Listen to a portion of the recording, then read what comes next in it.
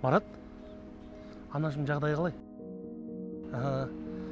Аяғына жақсы дәрі таптым, Шифаметтен. Бірақ кішкене ақшам жетпей тұр енді. Қазір достарымнан сұрап алып барам дәріні. Аға.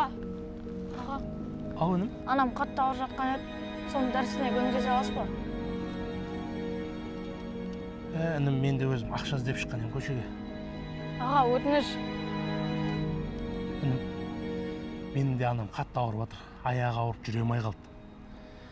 Бере алмайым ақша саған мен. Аға, анам жатып қалған. Қарны аш. Өліп қалмасыншы, аға, өтінем. Өтінем, аға, көмектесіңізші. Болды, тыныш. Мынаны алшы. Бірақ маған бір дұға жасап жүрші. Қандай дұға? Менің анамның аяғы сауығып кетсін деп дұға жасашы. Я Алла, ағамның анасының аяғы жазылып кетсінші. Аттай шауып кетсінші.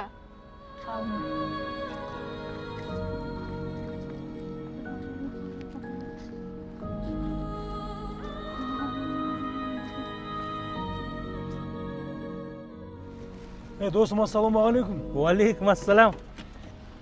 Қалайсың, Махамбет? Жақсы, Макс, өзің қалайсың? Что-то көрінбейсің ғой. Чатта да жоқсың.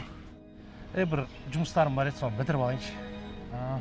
Айтпақшы, мен естігем, анаңның аяғы ауырып жатыр дейді ғой. Иә, ауырып жүр аяғы. Тұра тұр. Менде бір жақсы бір дәрі бар. Шифаметтікі. Анаңның аяғы сразу жазылады. Рахмет, бауырым. Сосын мен енді сен қинап жүр деп естігем. Енді менің атымнан бір көмегің болсын.